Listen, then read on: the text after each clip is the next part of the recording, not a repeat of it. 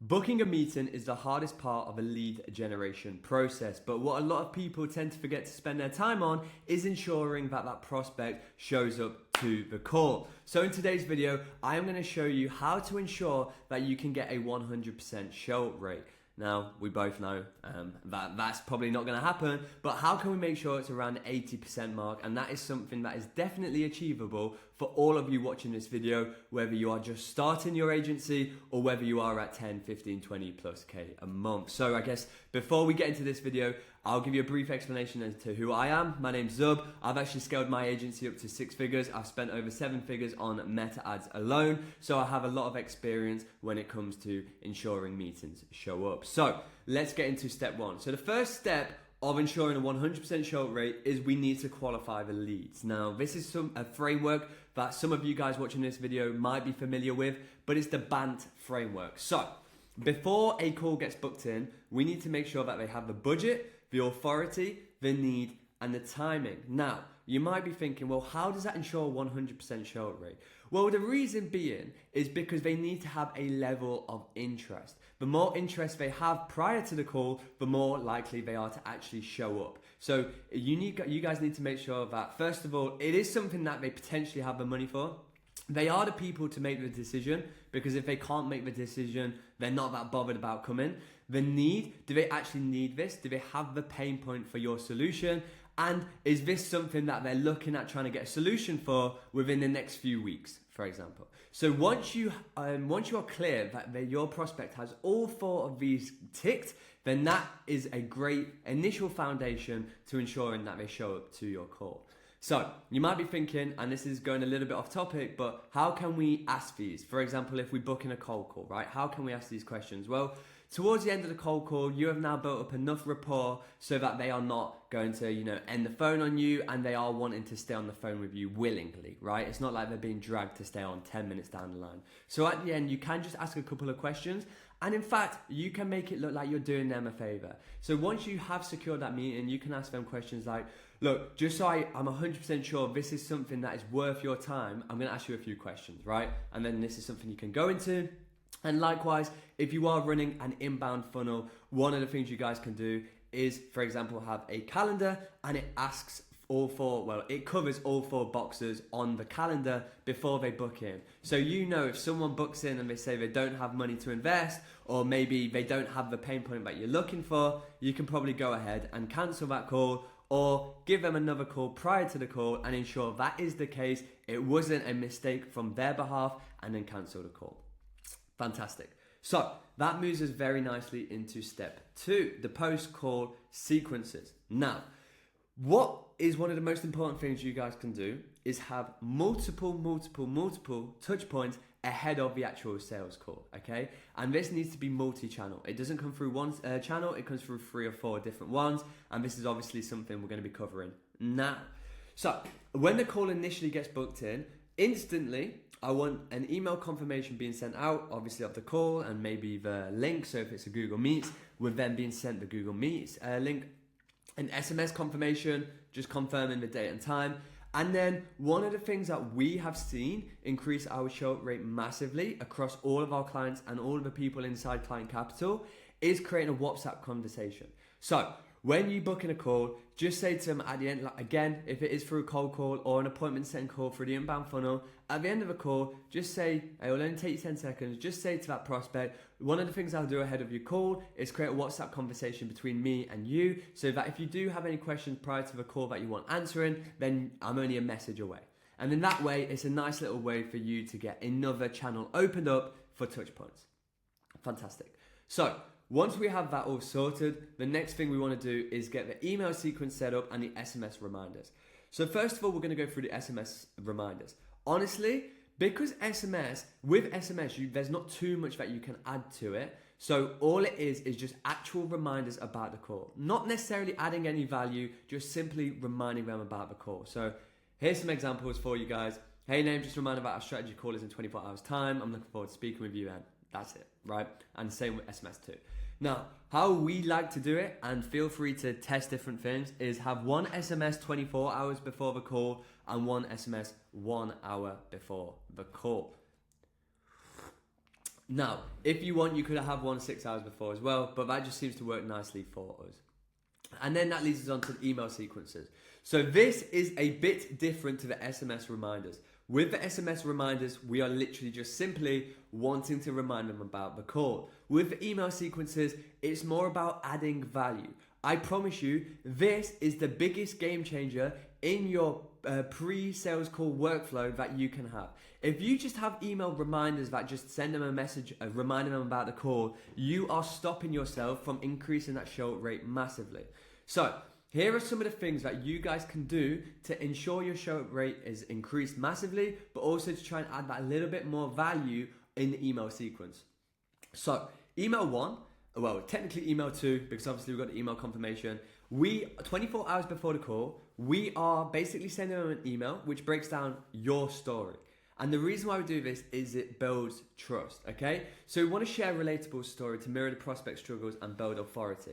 For example, let's say you were previously in the construction industry, like you actually used to work laboring, and then now you've started your own agency. You talk a little bit about your story and how many years you spent in construction and why you moved to the marketing agency model and what gap you've noticed within their field, okay? Or it could just be a case study. So you basically just share a story of someone that you've helped in a similar position to them. Now, the way we build trust here is by relating to their pain point. So at the beginning of the email, we want to basically put something along the lines of, let's say we're doing a case study email, for example, before John actually came to us, he was struggling with X, Y, and Z, right? And the reason why we do that is because when they read that email, they think, holy shit, this is me. Cool. Then we have email 2, the FAQs, one of the most important things that you guys can have in your email sequence. This is essentially addressing objections, okay? So basically sending them an email being like, hey John, I thought I'd send you this email ahead of your call, basically breaking down some of our most asked questions from previous clients, right? Or our clients, whatever. And all you do there is you have 6, maybe 10, however many you guys think is comfortable, between 5 and 10 is probably fine, questions that is basically pre-objection handling, okay? So for example, is this something, how fast can I see results, right? Because if you put maybe 2 weeks time, they think, okay, shit, so this is something that I can see results with pretty quickly. And that stops an objection at the end in terms of time, right? Is this something that I can see results with pretty quickly? And there's obviously many more that I can't really think of off the top of my head. Then we got email 3. This is a full case study breakdown. So the difference between email 3 and email 1 is email 1 wants to be a little bit more about a story of you and who you are, if possible. If not, your agency and how you've helped hundreds of different or multiple different businesses, okay? And email 3 is a full case study breakdown specifically about one case study and how you've helped that individual company, okay? Now, you might be watching this video thinking, shit, well, I'm new to the agency game. I don't have any testimonials. I don't have any clients. Well, that's not a problem. All you do is just not have that email, right? You still have FAQs. In this one, you just make it more about you and why you're on a mission to help this industry achieve X, Y, and Z and build a story that way. And that way, you don't have to incorporate any case studies that you guys obviously don't have. And then email 4, we like to send this, is basically just an outline, the agenda for the call. So again, if you don't have case studies, this is something that you can do to like fill in that email workflow, but just basically providing some clarity about the call. It's a great way of basically saying to them that this is a sales call. This is something where at the end of a call, there will be a decision to be made on whether you want to go ahead with us or not. And this is beautiful. And the reason why I love this email workflow is because even if they only read one email out of the 4 or the 3 emails that you send, their mindset is being transitioned from someone who is just booked in a call to try and understand a little bit more about your business to someone who now understands that this is a sales call and there is a decision to be made on your service. And obviously, if they read this and they think, do you know what? I don't know if I want to actually have a sales call right now, and they cancel it, that's cool. It doesn't waste your time. You haven't spent 30 minutes on a call with someone who's not willing to go ahead with something that you're selling, right? So again, a brilliant way to not only increase the show rate, but also to increase the, decision making on the actual sales call, because that mindset shift from a bit of discovery to, okay, am I going to buy this, basically? Cool. So that's the email and SMS workflows. Now, as you can see, I'm going to stop there for a second. That is 1, 2, 3, 4, 5, 6, 7, 8, 9. 9 touch points already. And this is all in the space of 24 hours. So you might be thinking, holy shit, that is so many touch points. That is only going to piss someone off. And previously I used to have that mindset as well. But when you actually consider that realistically across SMS, you're only sending 2 messages. And with the emails, they're adding value. They're not trying to piss someone off. You're trying to be helpful. Reminders piss people off because they get it. They know they have a call scheduled in. And sometimes I have previously been through funnels where they have sent me so many fucking reminders through email and SMS, it's actually got to the point where it just pisses me off. But if you add value, not only are they less likely to get pissed off, well, they won't because you're trying to help them, but 2, it also actually does the opposite and it makes them more willing to show up to the call. Now, the final 2 touch points, well, technically 1 touch point, is probably the best, but the hardest to do if you are at the beginning stage of your agency. So if you are at like 0 clients, 1 clients, maybe leave this part until you become a bit more of an expert in whatever you're offering. But if you are watching this and you are about 5, 10 plus K a month, then this is something 100% you should do. So essentially what you do is you film a YouTube video, okay? I put a bit of a breakdown here in terms of what the YouTube video should look like.